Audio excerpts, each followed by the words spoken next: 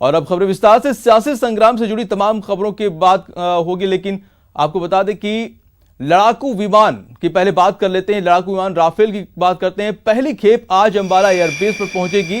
इस मौके पर वायुसेना प्रमुख air chief marshal RKS Bhadauria विमानों को रिसीव करने पहुंचेंगे। राफेल विमानों की लैंडिंग के लिए अंबाला एयरफोर्स स्टेशन के आसपास सुरक्षा के कड़े इंतजाम किए गए। एयरफोर्स के आसपास धारा 144 लगा दी गई है। साथ ही फोटोग्राफी और वीडियोग्राफी पर भी प्रतिबंध लगा दिया गया है। अंबाला में राफेल विमानों के पहुंचने का समय बुधवार दोपहर 2 बजे का है, लेकिन मौसम में बदलाव होने पर एयरफोर्स ने बैकअप प्लान भी बना रखा है। सूत्रों के मुताबिक अगर मौसम खराब रहा तो राफेल विमान अंबाला एयरफोर्स एयरबेस की जगह पर जोधपुर एयरबेस पर लैंड करेंगे। इसके लिए जोधपुर एयरबेस को बैकअप बेस के तौर पर तैयार कर लिया गया है। आज का दिन बेहद खास और ऐतिहासिक होने वाला है। अंबाला एयरबेस पर राफेल विमान लैंड करेगा, लेकिन इस बीच जोधपुर भी आकर्षण का केंद्र बना हुआ है, क्योंकि बैकअप के तौर पर जोधपुर एयरबेस को भी तैयार किया गया है अगर बारिश होती है।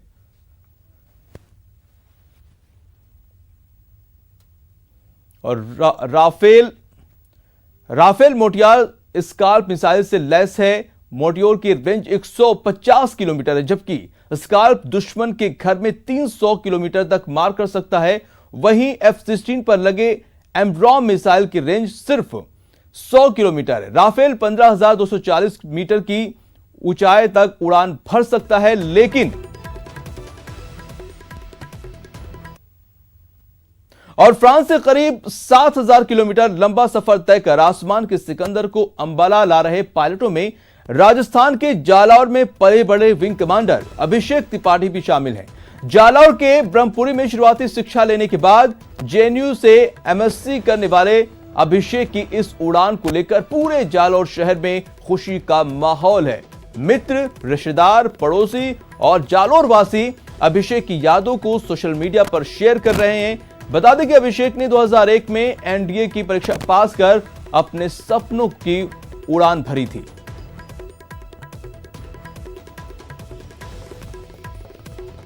और सुधीर शर्मा हमारे साथ जुड़ चुके हैं, सीधे उनके पास चलते हैं। सुधीर, आज का दिन जितना पूरे देश के लिए खास है, उतना ही मरुधरा के लिए भी, क्योंकि मरुधरा का लाल उनमें से एक है जो राफेल को लेकर उड़ान भरकर भारत की धरती पर ला रहा है। देखिए, बिल्कुल सही कहा आपने कि राजस्थान नहीं देश के लिए गौरव की बात है जब राफेल भारतीय सैन्य उसमें शामिल हो जाएगा और वायुसेना की ताकत और ज़्यादा भारत की बढ़ने वाली है।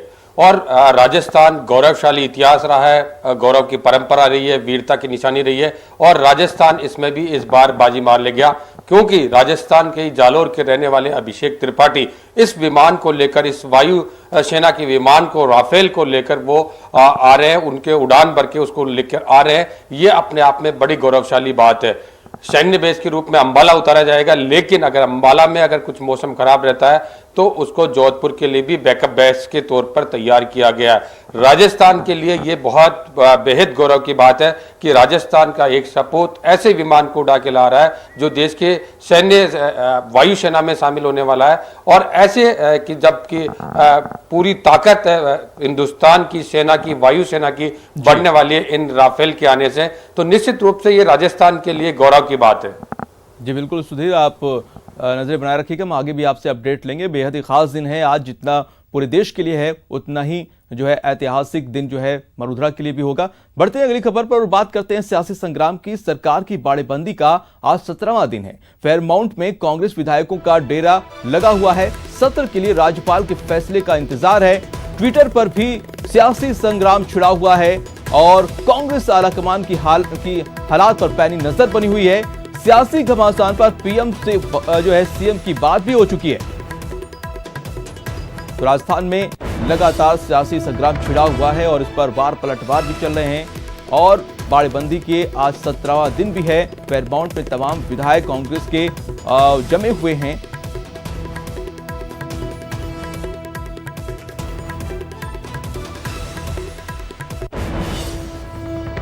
तो मरुद्रा में सियासी महाभारत के बीच कांग्रेस के नए चीफ गोविंद सिंह डोटासरा कुर्सी संभालने जा रहे हैं। सचिन पायलट की जगह लेने वाले डोटासरा के सामने क्या है चुनौती, ये रिपोर्ट देखिए।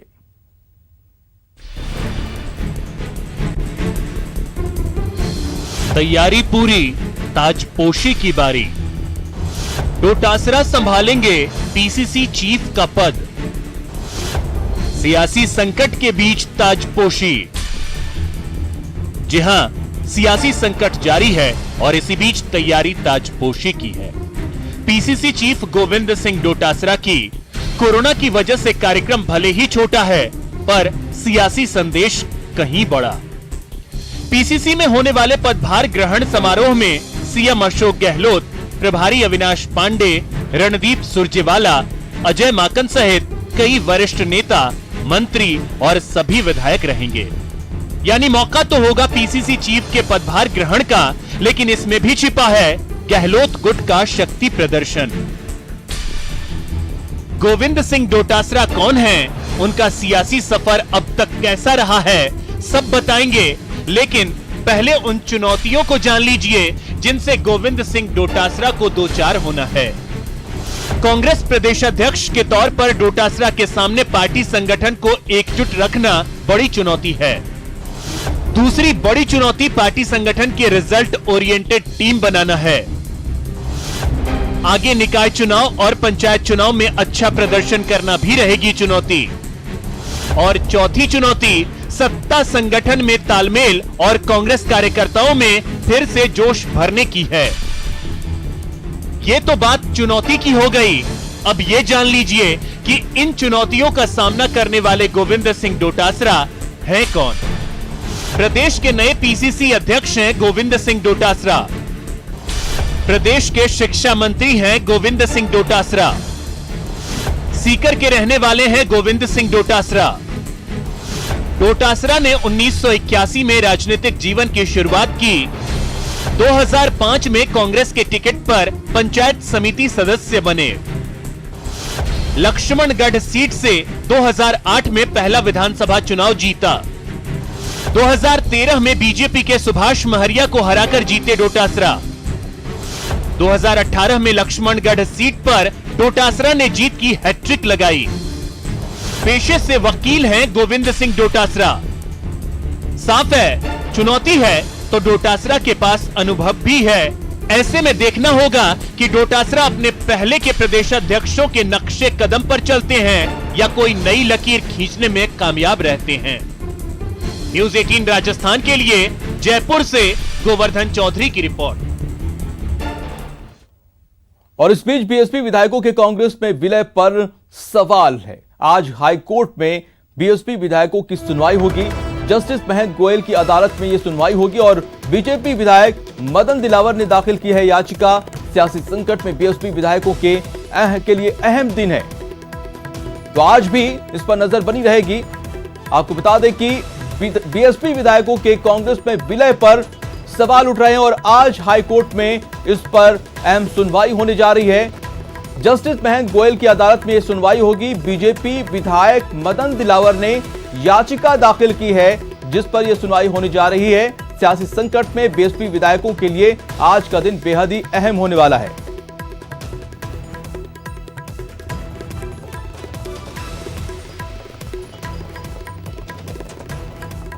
और ज्यादा जानकारी के लिए हमारे साथ जुड़ चुके हैं आसिफ खान, सीधे फेयरमाउंट होटल से जुड़ेंगे, और सुधीर शर्मा न्यूज रूम से जुड़ेंगे। उन्हीं के पास चलते हैं। सबसे पहले आसिफ के पास चलते हैं। आसिफ, आप फेयरमाउंट के पास मौजूद हैं।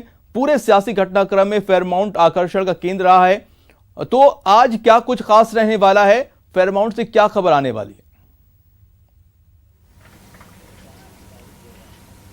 माजिद, बिल्कुल आपने ठीक कहा। मैं इस वक्त फेयरमाउंट के बिल्कुल सामने खड़ा हूं और अगर मैं ये कहूं कि फेयरमाउंट किले की तरह बनाया गया एक होटल है, यहाँ के हेरिटेज की तरह, और इस समय किले के तौर पर ही तब्दील किया गया क्योंकि चारों तरफ उसके सुरक्षा का घेरा जो है वो बहुत ज्यादा बनाया गया। बहरहाल सियासी नजरिए की अगर बात करें तो अभी भी जो है वो मामला सीधे तौर पर राज्यपाल और सीएम के बीच में अटका हुआ है। अब राज्यपाल जो जवाब दिए गए हैं कांग्रेस सरकार की तरफ से, गहलोत सरकार की तरफ से, उस पर क्या टेक लेते हैं, क्या जवाब देते हैं, इस पर सबकी नजर बनी हुई है। और दोनों ही गुटों का जो सियासी संग्राम है वो ट्विटर वॉर पे बहुत ज्यादा स्ट्रॉन्ग कर रहा है। ये सीधे तौर पर भले ही नहीं बोल रहे, लेकिन जो दिल्ली के अंदर जो विरोधी बागी विधायक हैं उनको आप ट्वीट के जरिए, सोशल मीडिया के जरिए देख सकते हैं, एक दूसरे पर निशाना साधा जा रहा है। न केवल स्थानीय राजनीति इसके अंदर बहुत दिलचस्प हो चली है, बल्कि राष्ट्रीय राजनीति के अंदर भी ये मामला जो है इस समय पूरे देश के अंदर सुर्खियों में बना हुआ है। चाहे बीएसपी के 6 विधायकों का कांग्रेस की तरफ आना हो, जिसमें बीएसपी की तरफ से व्हिप जारी किया गया कि जब वोटिंग होगी तो वो कांग्रेस की तरफ वोटिंग ना दी जाए, और इसी के बदले में जो प्रियंका गांधी ने ट्वीट किया, उन्होंने कहा कि भाजपा की अघोषित प्रवक्ता, और इसके साथ ही मुकेश भाकर का एक ट्वीट आया जो सचिन पायलट गुट्स हैं, उन्होंने सीधे तौर पर प्रताप सिंह खाचरियावास के ऊपर निशाना लगाया। उन्होंने कहा कि प्रताप सिंह खाचरियावास अशोक गहलोत की भाषा बोल रहे हैं और प्रताप सिंह खाचरियावास आज जो कुछ भी है वो सचिन पायलट की वजह से। ये सारा का सारा जो सियासी संग्राम है ये पूरा का पूरा सोशल मीडिया के ऊपर चल रहा है, जिससे यहाँ पर इनपुट मिल रहा है। और सबसे बड़ी बात जो आज 17वां दिन है फेयरमोंट के अंदर विधायकों का, इस समय फिलहाल अंदर जो है वो काफी सारे विधायक हमारे साथ बने हुए हैं। सुधीर भी उनके पास चलते हैं। सुधीर, आज 2 हाइलाइट्स एक तरह से हैं, एक तो जो हाईकोर्ट में सुनवाई है, दूसरी पीसीसी चीफ का जो है आज ताजपोशी भी है, तो आज इसको लेकर क्या कुछ हलचल रहने वाली है? देखिए, पीसीसी चीफ की नियुक्ति इस ऐसे समय में ही जब कांग्रेस में राजनीतिक विवाद चल रहा है तो उनकी आज ताजपोशी हो जाएगी। दूसरी तरफ बसपा का मामला जो बीजेपी के विधायक है मदन दिलावर का, वो हाईकोर्ट में। लेकिन इन सबके बीच जो दिलचस्प बात यह है कि दूसरी और तीसरी बार फाइल भेजने के बाद भी विधानसभा का सत्र आहूत हो, राज्यपाल कलराज मिश्र ने अभी तक इसकी अनुमति नहीं दी है, जबकि बताया जा रहा है कि 31 जुलाई से यह सत्र आहूत होना है। कल शाम को जब पत्रावली राजभवन में पहुंच गए उसके बाद किसी तरह की कोई हलचल नहीं हुई, ना विधानसभा की साइड से ना राजभवन की साइड से। ऐसे में अब ऐसे लगने लगा है कि संभवतः 31 जुलाई को सत्र होगा भी या नहीं होगा, या फिर एक बार आप नजर बनाए रखिए, हम आगे आपसे अपडेट लेंगे। फिलहाल जो है तमाम जानकारी के लिए बहुत शुक्रिया आपका। और बढ़ते हैं अगली खबर पर। केंद्रीय कृषि राज्य मंत्री कैलाश चौधरी ने एक बार फिर सीएम अशोक गहलोत पर निशाना साधा है। बाड़मेर में उन्होंने मीडिया से बातचीत में कहा है कि प्रदेश का आमजन और किसान परेशान है, जबकि गहलोत सरकार होटल में मौज मस्ती में व्यस्त है। साथ ही उन्होंने यह भी कहा कि सीएम अशोक गहलोत और कांग्रेस पार्टी अपने घर की लड़ाई का ठीकरा बीजेपी और राज्यपाल पर फोड़ रहे हैं।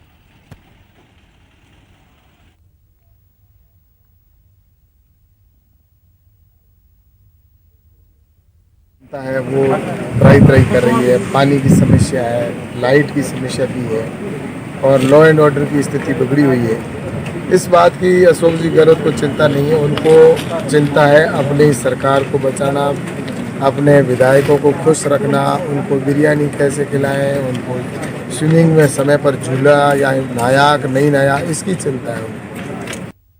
ब्रेक के बाद आपका स्वागत है और अब बात करते हैं कोरोना की रफ्तार की बात करते हैं। मरुद्रा में कोरोना की जो रफ्तार है वो थम नहीं रही है, लगातार इसके मामले जो है बढ़ते ही जा रहे हैं। कोरोना से केस आपको बताते कि मरुद्रा में 38,600 के पार पहुंच चुकी है। 24 घंटे में 1072 नए पॉजिटिव केस सामने आए हैं, जबकि 11 की मौत हो गई है। पाली में 3, जोधपुर में 2, भरतपुर में 2 की मौत हुई है। वहीं जयपुर में 1, कोटा में 1, उदयपुर में 1 ने दम तोड़ा है। वहीं प्रदेश में कोरोना से अब तक 644 लोगों ने जान गंवाई है।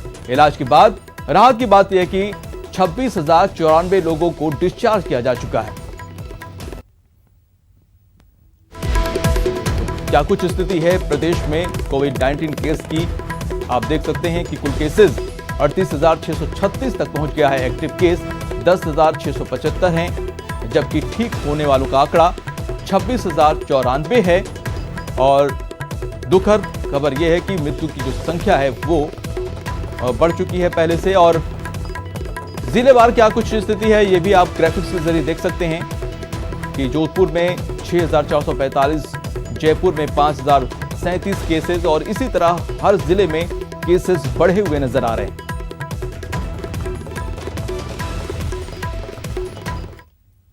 और चिकित्सा मंत्री डॉक्टर रघु शर्मा के मुताबिक प्रदेश में 71% से ज्यादा लोग पॉजिटिव से नेगेटिव हो रहे हैं। वहीं मृत्यु दर भी घटकर 1.68 रह गई है। आने वाले दिनों में मृत्यु दर घटाने और रिकवरी रेशियो जो है बढ़ाने पर विशेष ध्यान दिया गया है। आपको बता दें कि प्रदेश में 42,540 जांच प्रतिदिन करने की क्षमता विकसित कर ली गई है। कोरोना से मृत्यु दर घट रही है। आज जो लेटेस्ट आंकड़ा है उसके मुताबिक हमारे प्रदेश की मृत्यु दर 1.68% रह गई है। हमें फिगर मिले हैं, उसमें 400 से ज़्यादा पॉजिटिव केसेस आए हैं। सबसे ज़्यादा चिंता की बात अलवर में सामने आई है, जहाँ लगभग 179 पॉजिटिव केसेस आए हैं। और अब बात टिड्डियों की टेरर की कर लेते हैं। जी हां, चूरू जिले में टिड्डियों के टेरर से खौफजदा खाकी वाले हथियार की बजाय थालियां उठा लिए हैं और लाखों की संख्या में पहुंची टिड्डियों से पुलिस लाइन की हरियाली और पौधों को बचाने के लिए पुलिस वालों ने न सिर्फ थालियां बजाई बल्कि सायरन के जरिए भी जमकर शोर मचाया ताकि उड़ती आफत को भगाया जा सके। तस्वीर में आप देख सकते हैं कि कैसे 50 से ज्यादा पुलिसकर्मी आसमानी आफत को डराने के लिए बंदूक का नहीं बल्कि ताली और थाली का इस्तेमाल कर रहे हैं। करीब 1.5 घंटे की कड़ी मशक्कत के बाद टिड्डियों को हरे भरे पौधों और वृक्षों पर बैठने और नुकसान पहुंचाने से बचाया गया। बता दें कि टिड्डियों ने जिले के 30 गांव की हरियाली जो है हजारों बीघे की फसल को नुकसान पहुंचाया। रामसरा की ओर से ये टिड्डी दल आया है और बहुत बड़ा टिड्डी दल आया है। ये यहाँ तक कि देखिए आज की ये जो टिड्डी दल आया है इसमें पुलिस वालों को भी अपने गाड़ियों के सायरन बजा बजाकर इनको भगाना पड़ा टिड्डियों को। तो आप सूबे के सियासी संग्राम और तेजी से फैल रही महामारी में जब सारे नेता बयानबाजी और जोड़ तोड़ की राजनीति में उलझे हैं, तब प्रदेश के सांसद आपदा को अवसर में बदलकर संसदीय क्षेत्र की हर इकाई के कार्यकर्ता तक पहुंचने के मिशन में जुटे हैं। कैसे, ये रिपोर्ट देखिए।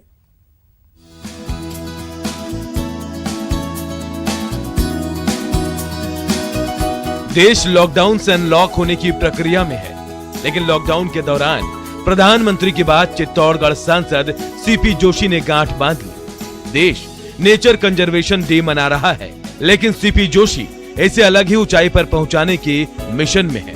एसआरएम ग्रुप के भामाशाह रतन सिंह झाला और हिम्मत सिंह झाला के साथ मिलकर क्षेत्र में 6.25 लाख पौधे रोपने का महाअभियान उन्होंने शुरू किया है। लोगों का जुड़ाव इतना हो रहा है कि लोग आगे चलकर, और स्कूल्स में तो क्लास वाइज लोग, बच्चे भी और स्कूल स्टाफ भी ये कह रहा है कि ये 8th के बच्चे और हम लोग इसको संभाल लेंगे, इन पौधों को 9th के बच्चे और हम लोग संभाल लेंगे। ऐसे लोगों में एक उत्साह का वातावरण बना है। आपदा में ही सही, लेकिन अगर राजनेता अवसर ढूंढे और उसमें राजनीति ना हो, ऐसा हो नहीं सकता। इसलिए पौधों को पानी देने के साथ सांसद जोशी अपनी पॉलिटिकल प्रसिद्धि के पैरामीटर्स भी चेक कर रहे हैं। पूरी लोकसभा क्षेत्र के गाँव में इस कार्यक्रम के दौरान जितने पौधे रोपने का संकल्प लिया गया है, उनकी संख्या भी ठीक उतनी ही है जितने वोटों के अंतर से सीपी जोशी ने लोकसभा चुनाव में जीत दर्ज की थी। हरित परिसर अभियान एक पूरे लोकसभा क्षेत्र चित्तौड़गढ़ में हमने शुरू किया है। हमारी जो एक चित्तौड़ सेवा संस्थान बनाई है, उसमें हम सब लोगों ने तय किया कि चित्तौड़ संसदीय क्षेत्र में 5,76,000 के अंतर से लोगों ने आशीर्वाद देकर जिताया है, तो कम से कम इतने पौधे 5 वर्ष में लगाएं। और इस वर्ष में हमने लगभग 1 लाख से ज्यादा पौधे का लक्ष्य रखा। वहीं देश के जाने माने कथावाचक मोरारी बापू ने राम मंदिर निर्माण के लिए 5 करोड़ रुपए देने की बात कही है। मोरारी बापू ने गुजरात के तलगाजड़ा में चल रही ऑनलाइन कथा में कहा कि प्रभु श्री राम के मंदिर निर्माण के लिए तुलसी पत्र के रूप में सबसे पहले 5 करोड़ रुपए यही श्रद्धालु अयोध्या भेजेंगे। उन्होंने कहा कि मेरी इच्छा है कि सभी श्रद्धालुओं से थोड़े थोड़े पैसे जुटाकर भगवान श्री राम के चरणों में अर्पित किए जाएं। सबसे लेना है। यदि मैं किसी को संकेत करता तो कोई अकेला भी कर सकता है, लेकिन नहीं, जो जिसको करना है वो सब, लेकिन सीमा तय करते हैं।